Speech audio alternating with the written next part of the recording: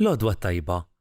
Illum, 9 ta' Awwissu, il-Knisja tiċċelebra 19-il Ħadd ta' matul is-sena. Nilqgħukom għal din iċ-ċelebrazzjoni Ewkaristika mill-Kappella tal-Palazz tal-Arċisqof ġewwa l-Imdina. Il-Palazz tal-Arċisqof huwa residenza uffiċjali tal-Arċisqof ta' Malta u jinsab bejn il-Katedral ta' San Pawl u s-Seminarju l-Antik, illum il-Mużew tal-Katedral. Il-Palazz tal-Arċisqof ġie ddisinjat minn Lorenzo Gafà, l-istess arkitett tal-Katedral, li tqabbad ifassal il-palazz fl-1682. Il-Palazz Medjevali l-Antik tal-Isqof twaqqa 10 snin wara u tqiegħdu l-pedamenti l-ġodda. Iżda sena wara fl-1893 twaqqaf ix-xogħol għal kollox minħabba terremot kbir li seħħ. Dan wassal biex jittardja x-xogħol b'25 sena minħabba li l-fondi allokati għalih marru biex jerġa' jinbena l-katedral li kien iġġarraf bit-terremot. Fl-1718 reġa' beda x-xogħol fuq il-palazz u tlesta sas-sena ta' wara. L-ewwel resident kien l-Isqof Maħorċin Kanjabes fl-1720 u l-arma tiegħu għadha tidher sal-lum fuq il-gallerija. Jiċċelebra din il-quddiesa l-Arċisqof Charles Scicluna.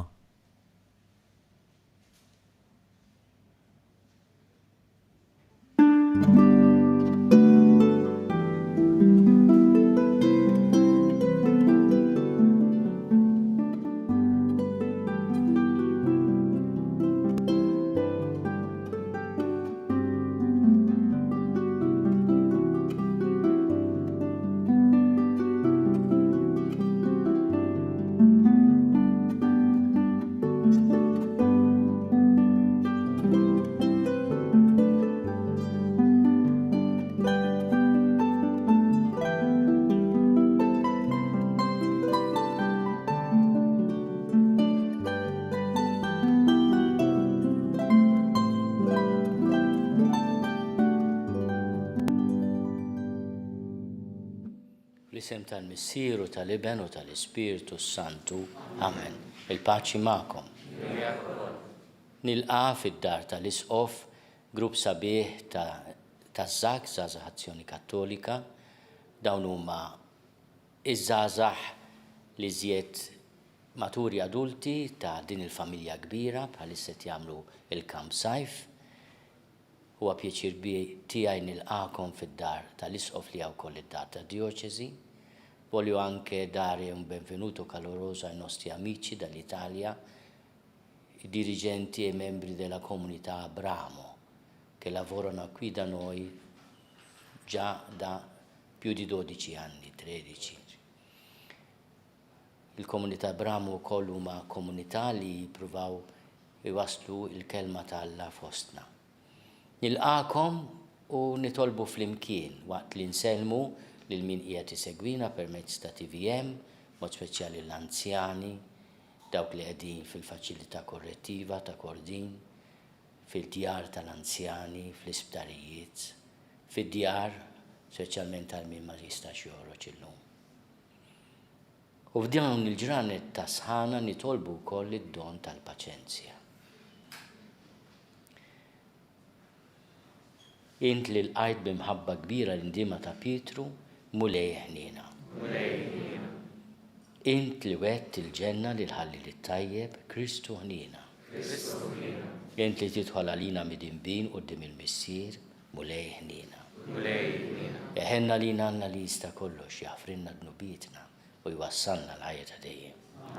Glorja l-Alla fil-għolji ta' smewiet u paċi fl-art l-bnedmin ta' dida tajba. Infaħruk, inberkuk, nadorawk, natuġġie, irrodu lek ħajr għal-glorja kbira tiegħek. Mulej Alla Sultan tas-sema, Alla missier li tista' kollox. Mulej Eben waħdini Ġesu Kristu. Mulej Alla ħaruf talla bin il-missier. Int li tneħħi nubiet tad-dinja ħenna lina. Int li tneħħi nubiet tad-dinja il-qattal tagħna. Int li qiegħed fuq il-lemin tal-missier ħenna lina. Għaliex int waħdek qaddis, int waħdek mulej, int waħdek il-għoli Ġesu Kristu. Ma l-Ispiritu Santu, il-glorja tal-Missier Alla. Amen. Nitolbu.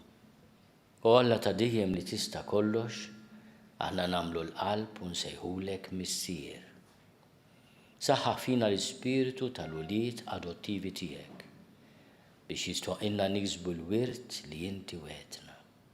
Bibnek Ġesu Kristu Sidna li walna u li miegħek jgħixu jsaltan fl-imkien mal-Ispiritu Santu għal dejjem ta' dejjem.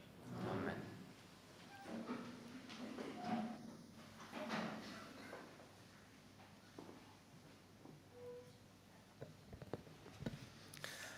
Qari mill-ewwel ktieb ta' Slatin. F'dak iż-żmien Elija wasal fil-Ħoreb, il-muntanja tal-Mulej. Hemmhekk daħal fl-ar u għadda lejl jitlob fih.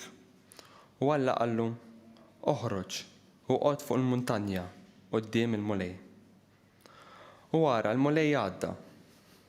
Riħ qawwi b'saħħa li jofroq il-muntanji u jfarrak il-blat għadda quddiem il-Mulej. Imma l-Mulej ma kienx f'dan ir-riħ.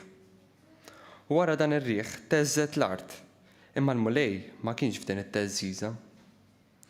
Wara t-teżżiża kien hemm in-nar, imma l-Mulej ma kienx fin-nar. Wara n-nar inħasset żiffa ħelwa. Elija kif ħassa qatta wiċċu bil-mantell, ħareġ barra u waqaf f'bieb il-għar. Il-kelma tal-Mulej. Uri lilna Mulej it-tjieba tiegħek flimkien, uri lilna Mulej it-tjieba tiegħek.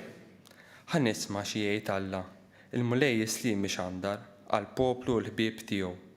Qrib jitassew is-salvazzjoni tiegħu għal dawk li jibżgħu minnu biex jammar is-sebħ fartna. Flimkien, uri lilna Mulej it-tjieba tiegħek. It-tjieba u l-fedeltà jiltaqgħu, il-ġustizzja u s-slim jitbewsu. Il-fedeltà mill-art tinbed u l-ġustizzja mis-sema tixref. Flimkien, uri lilna Mulej it-tjieba tiegħek. Il-Mulej ukoll jagħti l-ġid tiegħu u wartna tagħti l-frott tagħha. Il-ġustizzja qudiemu timxi u s-sliem fuq il-passi tiegħu. Flimkien, uri lilna Mulej it-tjieba tiegħek.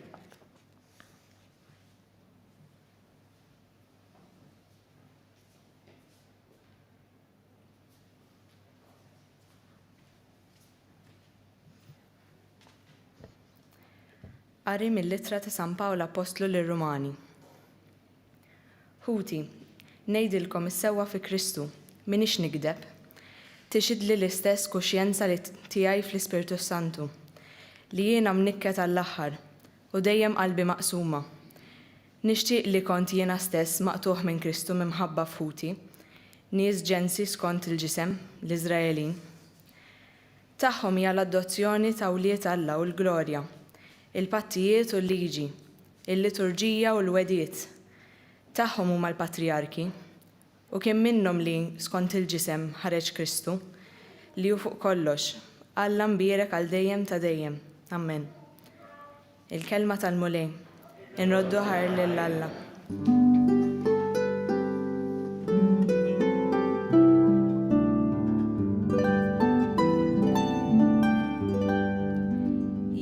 Mulej nistenna, ruħi f'kelmtu nittama.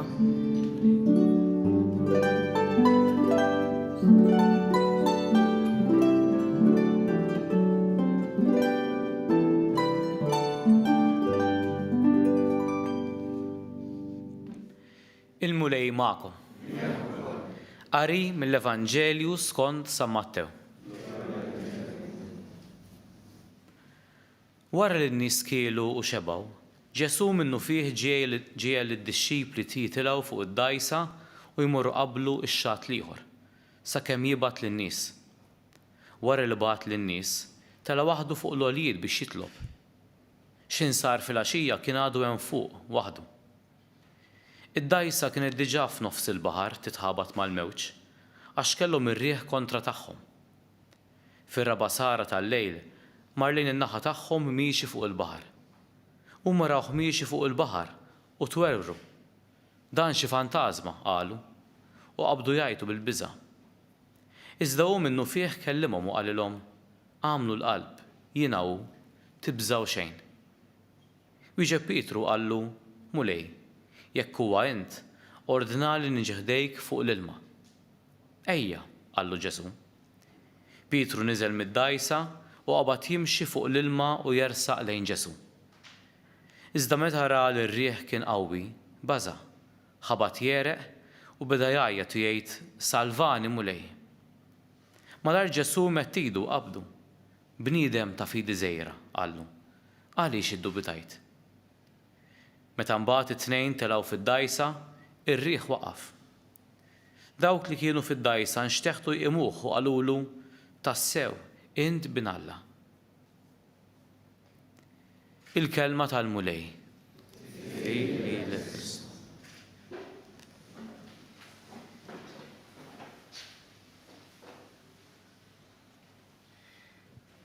Wieħed faċli jistaqsi ma dan l-episodju li rakontarna San Mattew fil-kap 14, x'sinifikat għandu llum għalina? L-ewwel nett x'jgħidilna dwar Ġesu? Ġesu bil-fatt li jimxi fuq il-baħar, imqalleb u mħabbad, juri d-divinità tiegħu, mod ieħor kif Ġesu mhux biss jesprimi imma jirrivela, jikxef, jaqsam ma' ħbiebu l-identità tiegħu. Għax huwa Alla biss li kapaċi fil-mentalità ludija jissupera il-ħalel u l-kawes tal-baħar. Pietru jixtieq jaqsam ftit minn din il-qawwa li għandu Ġesu. U jagħmillu talba kważi provokatorja, ordnali li nimxi anki jien fuq il-baħar. U Ġesu li qatt ma kien għajjur tad-divinità tiegħu, anzi sar bniedem biex aħna ikonna sem min natura tiegħu kif nitolbu fil-quddies. Jgħidlu ejja, issieħeb intu wkoll f'din il-qawwa li ġejja minn Alla, mhix tiegħek imma qed nordalek tissieħeb magħha. Ikollok il-kapaċità teleb dawn li rjieħ il-maltemp tal-ħajja. Biss hemm kondizzjoni waħda. Pietru jrid mhux biss jafda f'Ġesu, imma ħarstu titkun fuq l-imgħallem. Għaliex nafu li meta Pietru beda jikkonċentra fuq id-diffikultajiet, fuq il-ħalel, fuq il-maltemp, beda jereq.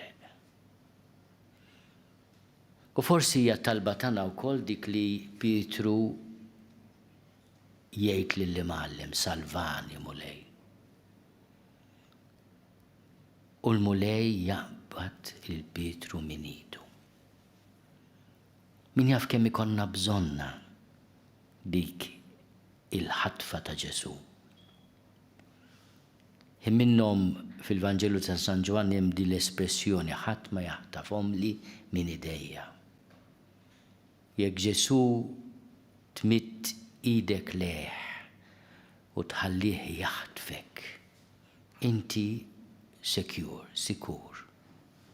U dina forsi hija t-talima li dan l-inċident li l-disċipli beżaħħom, imma li l-Pietru għalmu jafda iżjed fl-imgħallem, il-mulej jgħidlu bniedem ta' fidi sejr, għaliex iddubitajt. Forsi din il-mistoqsija Ġesu jagħmilha lili u lilek illum. Jixtieq li nafdaw nhar iżjed. Hemm dan l-ordni misterjuż li Ġesu jagħti lid-disċipli ġalhom jittelu fuq id-dajsa u jaqsmu fil-baħar. Il-baħar li fil-gladira ta' Ġenezzaret jew inkella l-baħar ta' Galilea jaf ikun imqalleb ħafna. Nawguralkom jekk għadkom ma għamiltux l-esperjenza tal-baħar tal-Galilea li tagħmluh, imma meta wieħed imur fuq tur bid-dajsa jaf ukoll iħabtek ir-riħ u tiftakar daw l-esperjenzi tad-disċipli tal-mulej. Imma jalla wkoll niftakru mhux biss fl-esperjenza negattiva tat-tempesta tal-maltemp u tar-riħ, imma wkoll fil-preżenza ta' Ġesu li tatina sikurezza u li tistedinna nafdawh meta tkun għaddej minn moment diffiċli fil-ħajja. U dawn il-momenti ma jonqsu qatt. Ftakar f'Pietru, salvani mulej. Ftakar f'dak li jagħmel Ġesu b'risposta. Ħatfu min idu, salvaħ. U kif telgħu fid-dajsa ikkalmat it-tempesta. San George Prika kien uħobb jgħid: Alla tagħna u Alla tal-paċi ma jfissirx li ma jinkwetanix kultant jew ma jisfidanix. Imma jekk inti tinduna li qed tom fir-rida tiegħu, fittex jekk hemmx il-paċi f'qalbek. Jekk kif tlajt fuq id-dajsa miegħu, ikkalmawx l-irwijiet tal-passjonijiet, tal-ejra, tal-rabja, tal-konfużjoni. Alla tagħna u Alla tal-paċi. U qabel tagħmel deċiżjoni f'ħajtek vokazzjonali ta' relazzjoni ma' xi ħadd li tixtieq taqsam ħajtek miegħu jew magħha, fittex il-paċi, mhux ir-riħ tal-passjoni jew tal-infatwazzjoni, il-paċi. Għandi qalbi mistrieħa fil-paċi u tisma' lil mulej jgħidlek jiena hu, tibżax.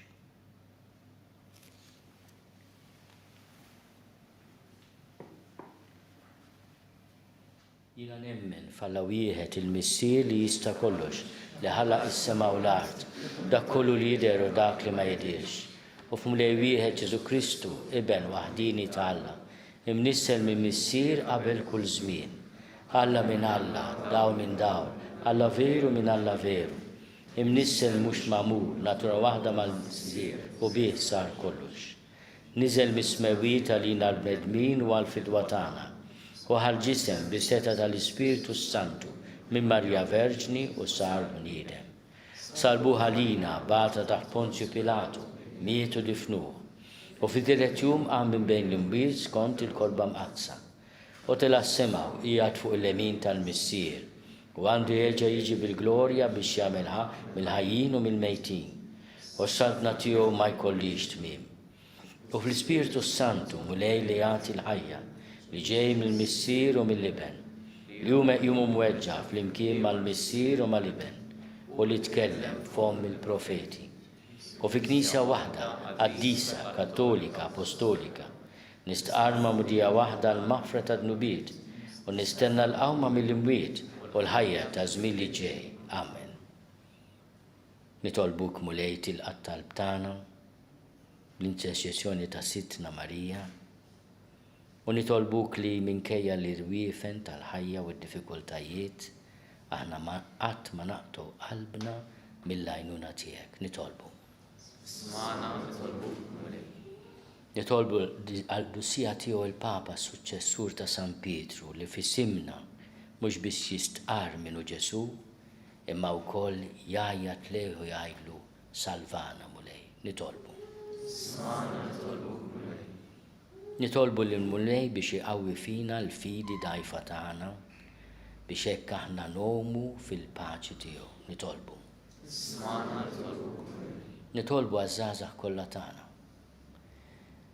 biex qatt ma jibżgħu mill-isfidi tal-ħajja, qatt ma jaqtgħu qalbna mill-impenn tal-imħabba sinċira u dejjiema f'kull vokazzjoni li l-mulej jurihom u jagħmlu l-qalb. Nitolbu.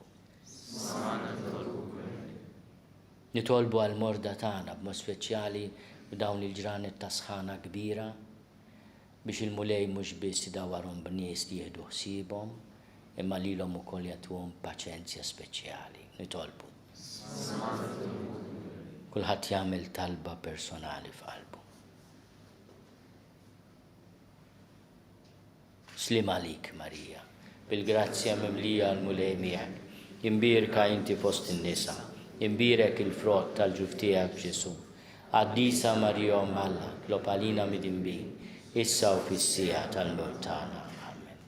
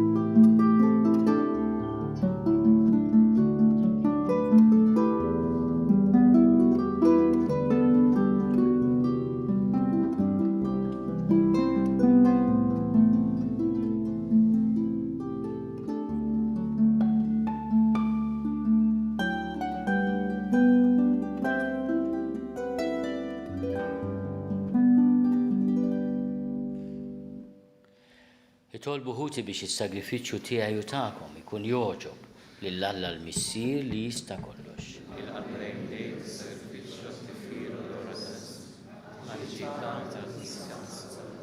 Ħares bislim mulej lejn il-Knisja tiegħek u ilqa' l-offerti li qiegħda tagħmillek għax kontint fil-ħina tiegħek li tajta l-qawwa li toffrihomlok u bil-qawwa tiegħek biddilhom għalina fis-sagrament tas-salvazzjoni tagħna bi Kristu Sidna.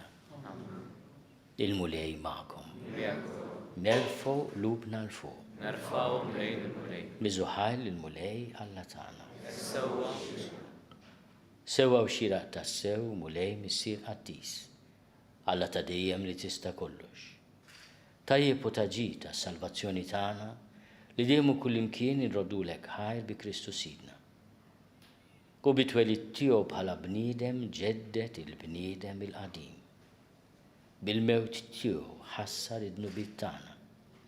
U wara li bil-qawmin tiegħu daħħalna fil-ħajja ta' dejjem, bitluħ tiegħu fil-lemin tiegħek missier, fetħilna l-bibien tas-sema. Għalhekk flimkien mal-anġli u l-qaddisin kollha, intennulek l-innu ta' tifħir u ngħidu bla qiegħda. Qaddis, qaddis, qaddis. Mulej Alla tal-eżerċiti, ismewt u l-art mimlija bil-glorja tiegħek, osanna fl-oli tas-smewid. Imbirek min ġej fisem il-mulej, osanna fl-oli tas-smewid. Qaddis tas-sewint mulej, inti lajn ta' kull lusija. Qaddis għalhekk nitolbuk dawn l-offerti bil-barka tal-Ispiritu tiegħek biex isiru għalina l-ġisem u d-dem ta' Sidna Ġesu Kristu. Li meta kien se jingħata biex minn rajibati għal-ħobs, ratti l-ħajr qasam, tali d-dixxipli tiegħu qal, ħudu u kullu l-kol minn dan, għax dan huwa ġismi li jingħata għalikom.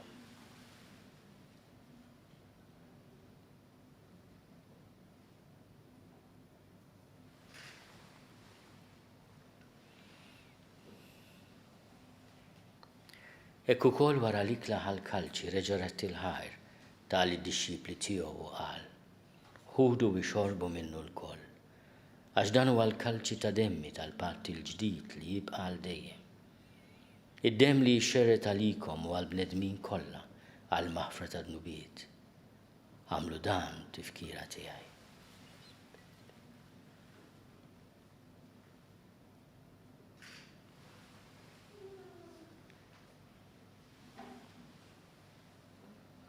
Danu l-misteru tal-fidi, inħabru l-mewt tiegħek mulej, inxandru bil-ferħ l-qawmin tiegħek, nistennewk sa ma tiġi fil-glorja. Għalhekk aħna nagħmlu dan tifkira tal-mewt u l-qawmien ta' Sidna Ġesu Kristu. Nofrulek mulej il-ħobs tal-ħajja u l-kalċi tas-salvazzjoni. U rrodulek ħajra xogħġbok tilqana u qudiemek biex naqduk. U miċ-ċokontana nitolbu li l-Ispiritu Santu jaqgħadna f'ġisem wieħed lilna li nieħdu sehem il-ġisem u d-dem ta' Kristu. Ftakar mulej fil-Knisja tiegħek imxerda mad-dinja kollha u qed taqaf l-imħabba flimkien mal-Papa l-jum miegħi għaddej tiegħek mingħajr ma jistħoli. mal-isqof Joseph li qed jgħinni, mal-isqof Anton u mal-ministri tiegħek kollha. Ftakar ukoll fħutna li raqdu bit-tama tal-qawmien. Ftakar fil-mejtin kollha. Daħalhom qudiemek fid-dawl tas-seb tiegħek. Ħenna lina l-koll nitolbu kati lilna wkoll il-wirt tal-ħajja ta' dejjem. Flimkien mal-Verġni Mqazzom Malla Marija, mal-Arus tagħha San Ġusepp, mal-Apostli u l-qaddisin kollha li jgħixu fil-ħbiberija tiegħek sa mill-bidu tad-dinja. Għamel li magħhom infaħruk u nsebħuk Ġesu Kristu ibnek. Bi Kristu, ma' Kristu fi Kristu. Jingħata lilek Alla Missier li tista' kollox. Flimkien mal-Ispiritu Santu. Kull ġieħu glorja għal dejjem ta' dejjem. Ejjew nitolbu. Kif għallimna u ridna nagħmlu li benta Alla Ġesu għas-salvazzjoni tagħna. Missierna li inti fis-smowiet li tqaddes ismek tiġi saltnatek. Ikun li tritint kif is-sema hekk fl-art. Ħobżna ta' kuljum għatina llum. Aħfrinna dnubietna bħalma nafru l-minu ħati għalina. La ddaħalniex f'tiġrib, iżda eħlisna mid-deni. Eħlisna nitolbuk mulej minn kull deni. Għatina fit-tiebu ħnina tiegħek il-paċi fi żmienna. Biex inkunu ħilsa dejjem mid-dnub u mħarsa minn kull inkwiet. Aħna nistennew u nittamaw il-għena u l-miġja tas-Salvatur tagħna Ġesu Kristu. Mulej Ġesu Kristu li għat lill-apostli tiegħek, inħallilkom is-slim, natikom is-slim tiegħi la tħaris lejn dnubietna.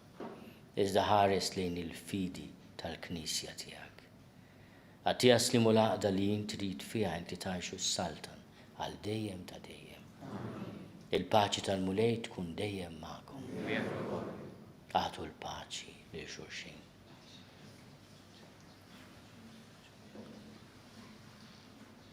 Il-ġisem fl-imkien mad-dem ta' Sidna Ġesu Kristu ikunu jiswew lilna li se nitqarbnu bihom għal ħajja ta' dejjem. Ħaruf talla li tneħħi dnubiet tad-dinja ħenna lina. Ħaruf talla li tneħħi dnubiet tad-dinja ħenna lina. Ħaruf talla li tneħħi dnubiet tad-dinja għatina l-paċi. Mulej Ġesu Kristu bin Alla l-ħaj bil-mewt tiegħek kif rid minnek il-Missier u bil-ħidma tal-Ispiritu Santu intajt il-ħajja lid-dinja. Dan il-ġisem u d-dem għaddis tiegħek eħlisni meħtieti kollha u minn kull ħasen. Żomni dejjem fidi lejn il-kmandamenti tiegħek u tħallini qatt ninfiret minnek. Mulej Ġesu Kristu nitolbok li din tqarbina bil-ġisem u d-dem tiegħek ma tkunx il-kundanna tiegħi.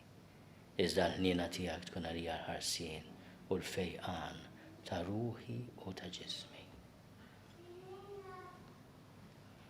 Danu l-ħaruf talla, danu li neħid nubiet tad-dinja. Hen jindawk li huma mistiedna l-ikla tal-ħaruf. Mulej ma jistgħu li tidħol taħt is-saqaf tiegħi, iżda jbiss kelma waħda u ruħi tkun ifejja.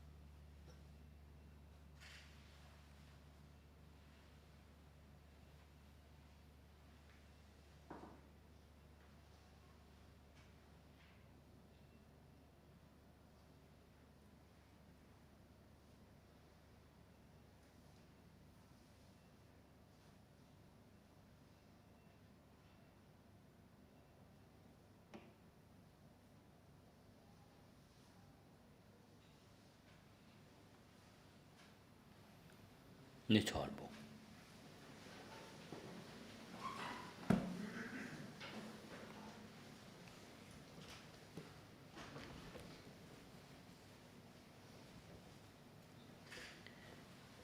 Nitolbuk mulej biex jitqarbina li għamilna bis-sagramenti tiegħek, is-salvana u twettaqna fid-dawl tal-verità tiegħek. Bi Kristu Sidna. Il-mulej magħkom. Iberikkom Alla li jista' kollox, u l-Missier u l-Iben u l-Ispirtu Santu.